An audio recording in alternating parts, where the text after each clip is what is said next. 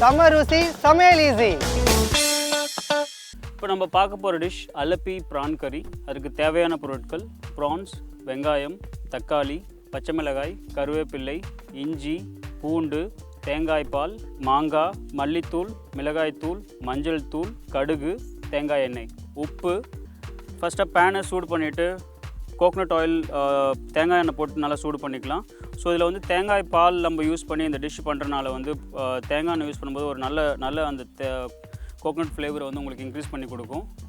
So எண்ணெய் நல்லா சூடானதுக்கப்புறம் இதில் கொஞ்சமாக கடுகு சேர்த்துக்கலாம்.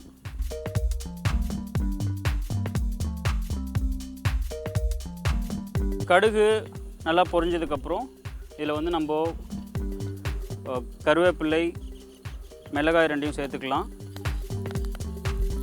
நல்ல ஒரு அருமையான ஒரு அத்தன்டிக்கான வந்து கேரளா டிஷ்.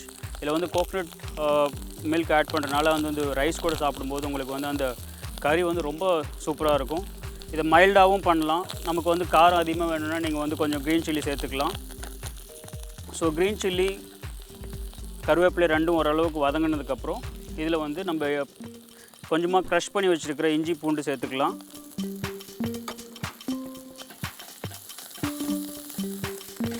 அப்புறமா இது கூட நம்ம கட் பண்ணி வச்சுருக்கிற வெங்காயம்,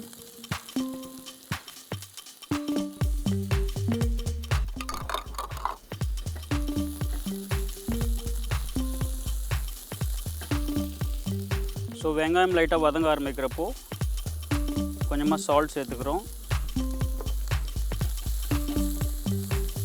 இது வெங்காயம் நல்லா வந்து குக்காகி நம்ம வந்து ஒரு சீத்ரூ கன்சிஸ்டன்சி, ஒரு கண்ணாடி மாதிரி குக்காகி வந்துடும், நல்லா வதங்கிடும்.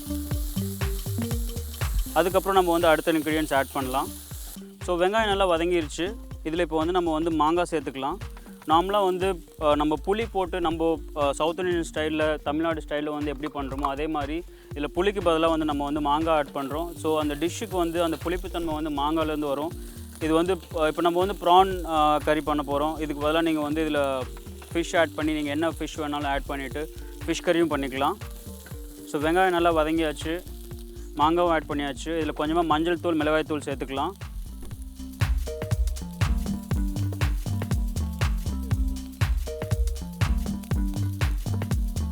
ஸோ மஞ்சள் தூள், மிளகாய் தூள் சேர்த்து வெங்காயத்தோடு சேர்த்து வதக்குறோம். ஓரளவுக்கு அந்த மஞ்சள் தூள் அண்ட் மிளகாய் தூளோட ரா ஃப்ளேவர் போனதுக்கப்புறம் இதை நம்ம கட் பண்ணி வச்சுருக்கிற தக்காளி ஆட் பண்ணிடலாம்.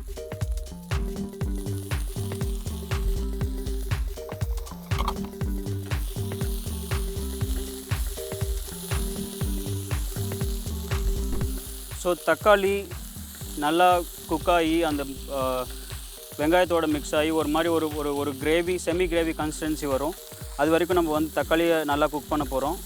ஸோ பார்த்திங்கன்னா வந்து தக்காளி ஓரளவுக்கு நல்லா குக்காகி மேஷ் ஆகிற கன்சிஸ்டன்சிக்கு வந்துடுச்சு. இதில் வந்து இப்போ நம்ம கொஞ்சமாக வாட்டர் ஆட் பண்ணிக்கலாம். ஸோ நம்ம இது வந்து ஒரு நல்ல ஒரு கிரேவி. ஸோ கொஞ்சமாக வாட்டர் ஆட் பண்ணி இதுக்கு திரும்ப குக் பண்ண போகிறோம். ஸோ இந்த வாட்ரு ஆனியன் டொமேட்டோவோட மிக்ஸ் ஆகி வர்றப்போ நம்ம அடுத்ததாக வந்து நம்ம கோகனட் மில்க் ஆட் பண்ணி டிஷ்ஷை ஃபினிஷ் பண்ணிடலாம்.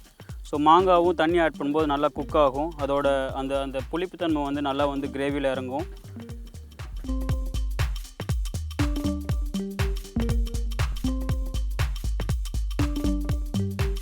ஸோ ஆனியன் டொமேட்டோ நல்லா குக்காகி ஒரு கிரேவி கன்சிஸ்டன்சி வந்துடுச்சு. நம்ம வாட்டர் ஆட் பண்ணி குக் பண்ணால மேங்கோவும் நல்லா குக்காகி அதோட வந்து அந்த புளிப்புத்தன்மை வந்து நல்லா அந்த வாட்டரில் இறங்கிருச்சு. இப்போ நம்ம வந்து ப்ரான்ஸ் ஆட் பண்ணிடலாம்.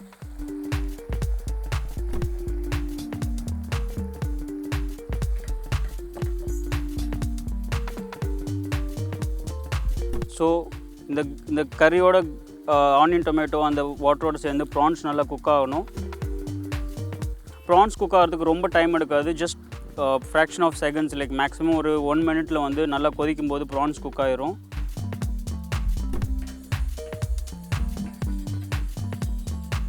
பார்த்திங்கனாவே தெரியுது ப்ரான்ஸ் நம்ம ஆட் பண்ணப்போ இருந்ததுக்கும் அந்த கலர் ஒயிட் கலர் மாதிரி சேஞ்ச் ஆகிட்டு எல்லாம் வந்து கர்வ் ஆரம்பிச்சிருச்சு, வளைய ஆரம்பிச்சிருச்சு.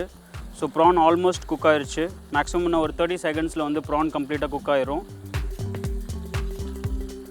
கறி பார்க்குறதுக்கே நல்லா கலர்ஃபுல்லாக, நல்லா அந்த மேங்கோவோட ஃப்ளேவரோட நம்ம ஆட் பண்ண க்ரீன் சில்லி, கருவேப்பிலை, அந்த ஃப்ளேவர்லாம் வந்து ரொம்ப நல்லா வருது. ஸோ ப்ரான் பார்த்திங்கன்னா நல்லா குக் ஆகிருச்சு, ஒயிட்டிஷ் ஆகிருச்சு, நல்லா வந்துட்டு குக் ஆகி டர்ன் ஆகிருச்சு. இப்போ வந்து நம்ம வந்து டிஷ்ஷை ஃபினிஷ் பண்ணிடலாம். இந்த டைமில் வந்து நமக்கு சால்ட் சீசனிங் எவ்வளோ வேணும்னு கரெக்டாக செக் பண்ணிக்கோங்க. ஸோ இப்போது நம்ம எடுத்து வச்சுருக்கிற கோகனட் மில்க் இதில் ஆட் பண்ணிடலாம்.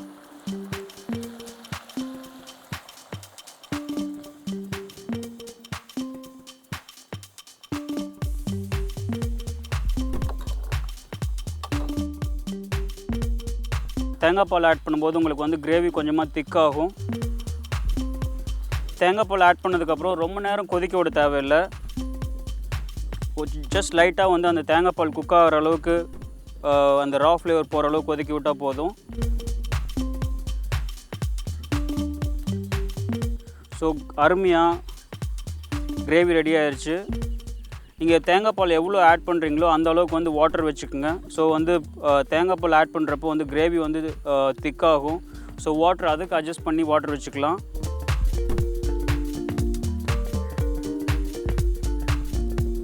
தேங்காய் பால் கொதிக்க ஆரம்பிச்சிருச்சு. நல்லா சூப்பரான அந்த மாங்காவோட புளிப்புத்தன்மை, தேங்காய் பாலோட அந்த அந்த அந்த மில்கி தேங்காய் ஃப்ளேவர் எல்லாம் சேர்ந்து வந்து ஒரு அருமையான டிஷ் ரெடி ஆயிடுச்சு. இப்போ நம்ம டிஷ் அவுட் பண்ணிடலாம்.